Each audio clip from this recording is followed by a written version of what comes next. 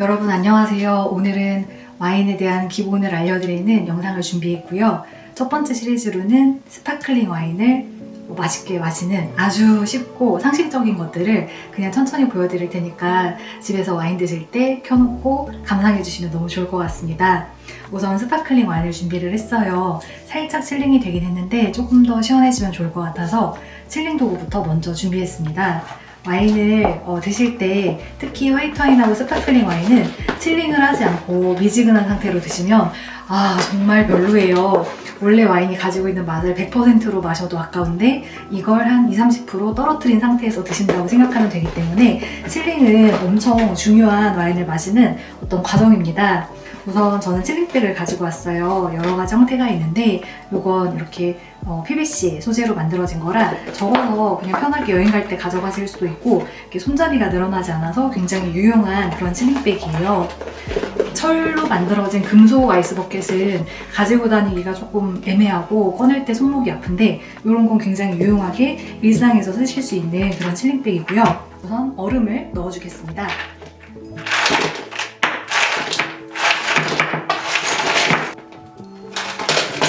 얼음을 이 정도로 담아줄 거예요. 제가 되게 재밌게 목격한 어떤 하나의 실제 사례가 있는데 이렇게 얼음을 담으시고 그 다음에 이렇게 넣어두시고 그냥 무한정 기다리시는 분을 제가 바에서 목격을 한 거예요. 이렇게 하면 와인은 정말 차가워지지 않고 밑에 부분 엉덩이만 조금 시원해진다 이런 느낌이라 하나마나한 그런 과정입니다. 이 안에 꼭 하셔야 되는 건 바로바로 물을 넣어주시는 거예요.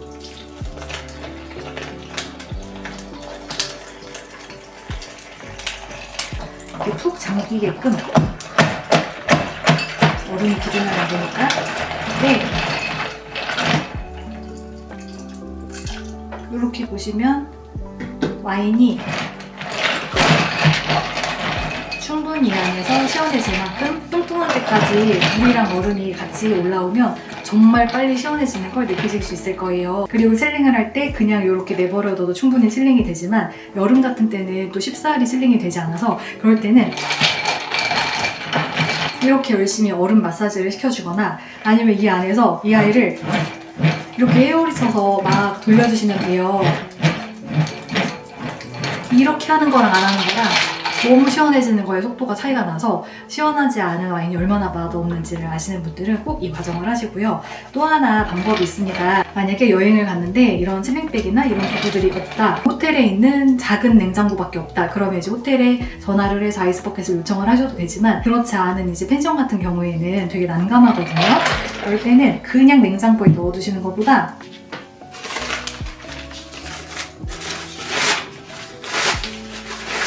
이렇게 키친타월 같은 걸 준비를 하셔서 보이시죠? 이렇게 물 적신 상태로 이 아이를 이렇게 감싸주시면 됩니다. 그 상태로 냉장고에 넣으시면 속도가 완전히 다르게 칠링이 될 거예요. 그래서 이렇게 감싸시고 냉장고에 넣으시면 엄청 시원해집니다. 뿐만 아니라 그냥 이렇게 칠링을 하실 때도 이렇게 해두면은 이 윗부분이 상온의 온도랑 닿아 있는 거를 피해주면서 같이 서늘해지니까 이렇게 해두시면 너무 좋겠죠. 하나 추가로 알려드리면 여행을 가는데 얼음이 넉넉지 않다. 그러면 편의점에 가서 돌 얼음 한 봉지를 사세요. 그리고 비닐봉지 같은 거는 이제 배달시키실 테니까 있으실 거잖아요. 돌 얼음을 비닐봉지에다가 넣고 이렇게 물을 넣고 와인을 넣고 병목을 꺼두시면은 똑같은 칠링백 효과를 보실 수 있습니다. 이게 좀 칠링이 되는 동안 두 가지 와인잔을 보여드릴 건데 요거 하나는 이렇게 길쭉하게 생긴 형태의 와인잔을 준비를 했고 요거 하나는 둥그렇고 커다란 볼륨감 있는 와인잔을 준비했습니다. 이 중에서 어떤 게 스파클링 전용 와인잔일지 아마 다 많이 보셔서 아시겠지만 왜 여기에다가 굳이 먹느냐 그 이유를 이따 알려드리기 위해서 한번 잔을 보여드리고 시작을 할 거고요. 이제 와인을 오픈을 한번 해보도록 할게요.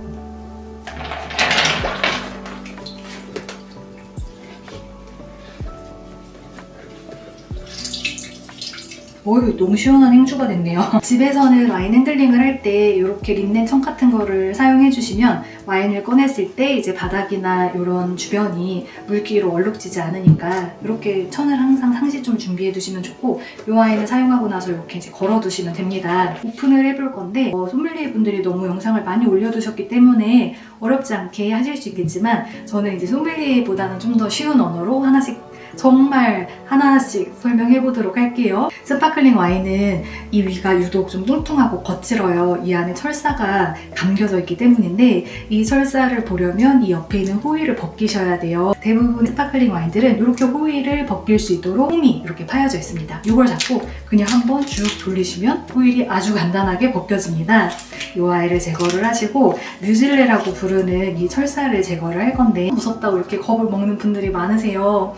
당연히 저도 그런데 이걸 들고 마라톤을 하거나 달리기를 하고 막 뛰어서 사온 게 아니라면 그렇게 위험하지 않으니까 몇 가지만 기억을 해주시면 됩니다. 이 철사가 있는 이유는 이 와인이 안에서 발효가 되면서 이산화탄소 기포가 만들어지거든요. 그 기포가 화이트 와인이나 레드 와인이랑은 다르게 엄청나게 센 기압, 힘을 이 안에서 가지고 있는 거예요. 근데 이 안에 있는 기포가 어느 날 수도사가 와인 만드는 저장고에서 갑자기 이제 봄이 되려는 그런 시점에 뻥뻥 와인이 터지는 소리가 들려서 깜짝 놀라서 달려가 본 거예요. 그랬더니 와인들이 화이트 와인이었는데 멀쩡한 애들이 이 안에서 기포가 만들어지면서 자체적으로 가지고 있는 이런 기포들을 다 뻥뻥 터트려 버리면서 아까운 와인들이 다 날아가 버린 거예요. 그래서 이걸 어떡한담 하다가 이 안에 있는 기포도 가지고 와인이 터지지 못하도록 막아두는 용도로 이 철사 같은 형태의 뮤질레라는 마개를 이제 발명을 하게 된 거죠. 이거는 이렇게 철사로 꽉 막혀서 줄줄 감긴 철사 심을 통해서 이렇게 마감이 되어 있습니다. 그래서 여기 옆에 있는 이 고리 형태의 것을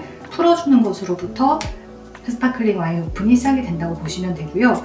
이렇게 해서 하면 이게 흔덩흔덩 거리면서 충분히 이 안에 있는 코르크가 빠져나올 수 있도록 철사가 기압을 일단 한번 풀게 되는 거예요. 다행히도 이렇게 한다고 해서 즉시 코르크가 빠지거나 하는 일은 제가 20년 넘게 와인을 마셨지만 단 한 번도 일어나지 않았습니다. 그런데 살다 보면 어떤 일이 일어날지 모르니까 이 코르크가 빠져나오지 않도록 손으로 꽉 잡고 개봉을 해주시는 게 정말 중요해요.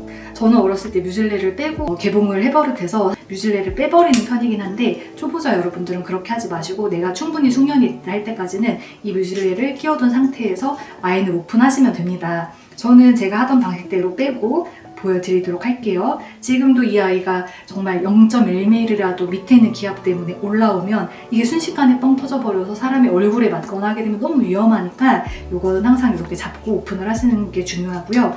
이제 보시면 밑부분, 폰트 이 부분을 잡고 와인을 반대 방향으로 비틀어 주시면 돼요. 손목을 기준으로 오른쪽으로 돌아간다. 이렇게 보시면 오른손은 안쪽으로 돌려서 반대 방향으로 그 힘에 의해서 코르크가 힘의 압력에 조금씩 힘을 주면서 코르크가 빠지는 그런 느낌을 느끼실 수 있을 거예요. 잘 한 번에 열리는 아이도 있지만 이 와인은 유독 좀 뻑뻑하고 잘 올라오지 않는 와인이라 시간이 좀 걸리겠지만 툭 하고 올라오는 이 느낌이 지금 왔습니다. 0.2mm 정도 올라온 것 같은데, 이때 힘을 놔버리면 어떤 일이 일어나겠어요? 뻥 터져버리겠죠? 그러면 좋지 않습니다. 퓨슉 소리를 내면서 조용하게 살짝 열려야 스파클링 와인을 잘 땄다라는 평가를 들을 수 있는 거고요.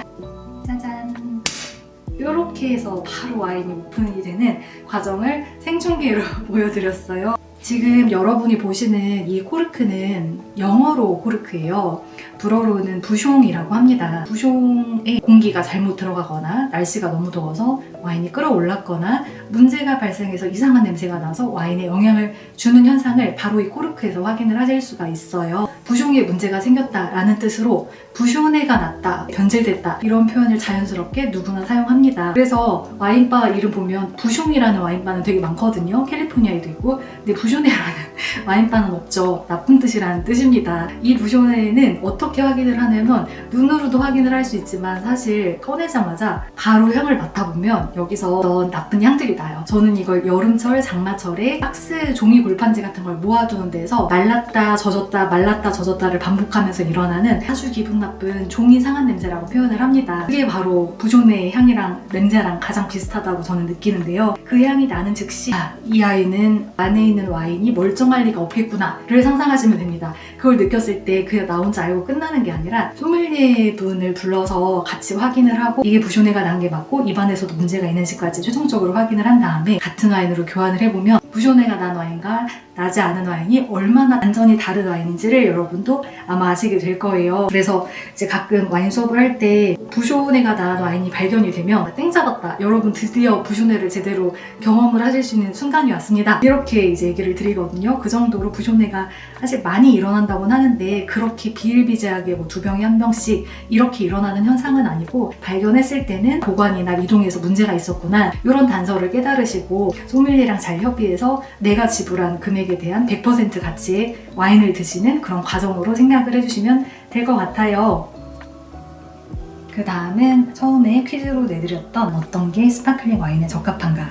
정답은 뚱뚱한 글래머러스한 볼륨감 있는 이 잔이 아니라 기다란 형태를 띠고 있는 기다랗기 때문에 플루트라는 이름으로 불리는 이 스파클링 잔을 사용합니다. 그 이유가 뭐냐면 스파클링 와인에 있어서 최고의 관전 포인트는 맛도 있고 향도 있고 진짜 여러 가지가 있지만 이 기포가 있다라는 점이에요. 그 기포가 뽀글거리는 인어공주 바닷속 그런 물속 느낌들을 연출하는 그 장면들이 진짜 예쁘고 압도적이니까 오랫동안 사람들은 이렇게 기다란 잔에 스파클링을 따르고 그걸 감상하면서 기포랑 같이 마시는 즐거움을 누렸습니다. 그래서 플루트 잔을 먼저 한번 따라서 보여드릴게요. 자, 이제 두 번째 팁인데 스파클링 와인을 따를 때는 처음에 진짜 딱 따르다 보면 저도 정신줄을 놓으면 갑자기 이만큼이 꽉 차버려서 나의 아저씨 맥주 거품처럼 되거든요. 그런 상황을 방지하기 위해서 이제 첫 번째 방법은 처음에 따를 때부터 천천히 힘을 주어서 눌러가면서 한 번에 따르는 방법입니다. 이건 팔의 힘도 조절해야 되고 익숙해져야 하기 때문에 소믈리에 분들이 굉장히 잘 하시겠죠. 저는 정신줄을 놓으면 맥주 거품처럼 만들었다가 멈추고 다시 따르는 경우도 있습니다. 두 가지 방법이 있지만 저는 힘을 좀 조절해주면서 천천히 한번 따라보도록 할게요. 보시면 거품이 엄청 빨리 따라오죠? 이때 손으로 힘을 주면서 이렇게 기포를 눌러주면서 따르시면 위로박근에 힘을 꽉 주고 이렇게 가득 따라주면 한 번에 따르실 수 있습니다. 그리고 다 따르실 때는 살짝 이렇게 병을 돌려서 이렇게 세우시면 그 와인에서 뚝뚝 떨어지는 액체가 생기지 않고 최대한 깔끔하게 마무리를 하실 수 있어요. 지금도 영상에서 이렇게 살살살살 올라오는 기포들이 보이실 것 같아요. 앞으로 해서 조금 보여드리고 너무 예쁜 관전 포인트를 한번 감상해 보시면 좋겠고 반면 저렇게 기다랗게 기포가 올라오는 걸 감상할 수 있는 플루트 잔과는 달리 이렇게 뚱뚱한 잔은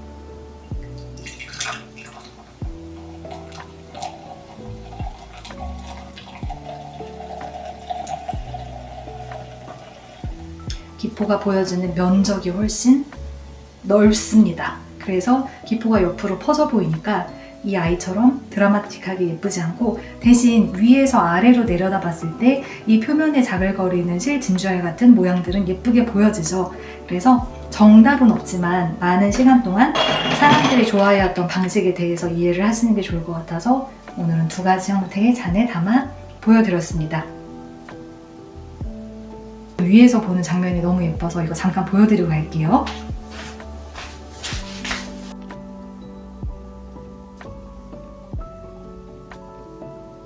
이거 제가 지금 어떤 카메라 동작한 거 아니고 그냥 위에서 내려서 찍고 있는데 너무 예쁘게 움직이지 않나요?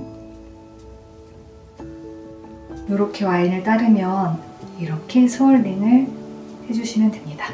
그러면 오랫동안 병 안에서 갇혀있던 이 와인이 자기가 가지고 있는 고유의 맛과 향을 펑펑 피워내면서 향을 공간에 가득 채워줘요. 라임이랑 자몽이랑 복숭아 껍질 같은 이런 예쁜 향들이 엄청나게 지금 많이 올라오고 있거든요. 재작년 봄에 김밥 스파클링이라는 이름으로 불렀던 와인인데 이거 김밥이랑 먹으면 단무지랑 페어링되는 포인트가 진짜 좋아서 엄청 맛있는 와인이었어요. 스월링을 하는 이유는 이렇게 맛과 향을 갇혀있던 걸 느끼기 위해서 맡아보는 거고 이렇게 향을 맡은 다음에는 색도 한번 봅니다. 이 색이 빈티지에 비해서 너무 누렇게 갈색으로 익었거나 변질됐거나 하면 와인에 문제가 있는 거잖아요. 근데 이 와인이 만들어진 지 얼마 안 된 와인이기 때문에 깨끗한 레몬색 볏짚을 가지고 있어야 되는 게 정상인데 실제로 육안에서는 그렇게 보이지만 정확하게 보실 때는 깨끗한 인천 위에서 와인잔을 눕혀서 여기에 동그랗게 생겨진 이 연못 같은 이 색깔 한 번 더 보시거나 하늘에 이렇게 올려서 밑에서 햇빛에 비친 형태의 색깔을 보셔도 정확하게 색깔을 판단할 수 있는 방법이에요. 근데 이거는 사실 저는 대부분 생략을 하는 행위인데 아무 말도 없이 굉장히 심각하게 이렇게 한 번 하늘로 딱 비춰보고 밑으로 이렇게 한 번 딱 내려보고 그리고 이렇게 하면서 이렇게 약간 이렇게 심각한 표정을 지으면 엄청 전문가 같아 보이니까 그런 스킬이 필요하실 때 이 동작을 한번 해보시면 좋을 것 같습니다. 자, 그래서 색을 한번 봤습니다. 테이스팅을 할 건데 제가 소리를 한번 낼 거예요.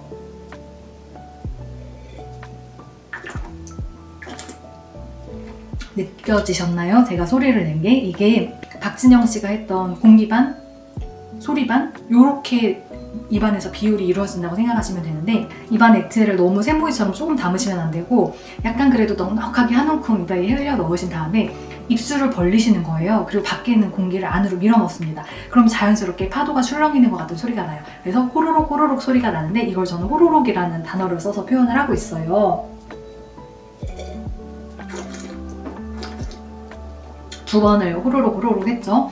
공기를 넣지 않고 입안에 액체가 넉넉하지 않으면 나지 않는 소리인데 이걸 할 때 입을 컨트롤을 잘 못하면 이렇게 침처럼 확 흐르는 분도 수업 때 봤으니까 이거는 살짝 고개를 치켜들고 공기를 잘 넣어준다 이런 느낌으로 컨트롤을 하면 되는데 하는 이유는 스월링하고 똑같아요. 스월링이 향을 더 풍부하게 느끼기 위해서 이렇게 동작을 해주는 거라면 입안에 와인을 넣고 호로록 호로록 하는 이유는 공기랑 와인이 만나는 그 순간에 즉시 와인이 입안에서 느껴지는 맛의 요소들이 굉장히 풍부하게 펼쳐집니다. 이 과정을 하지 않고 그냥 바로 와인을 마시기 시작해버리면 그냥 쓰네, 다네, 맛있다 이런 표현으로밖에 갈 수가 없어요. 맨 처음에 이 행동을 함으로써 여러분은 이 와인이 과실미가 있는 와인인지 레드와인의 경우에는 타닌, 쓴맛이 있는 와인인지 아니면 입안에 침이 고이게 하는 산도, 신맛을 어느 정도 가지고 있는 와인인지 그 다음에 미네랄이라고 표현하는 그 짭짤한 뉘앙스의 광물성 질감까지 입안에서 한 번에 다 스캔하면서 이 와인의 정체성이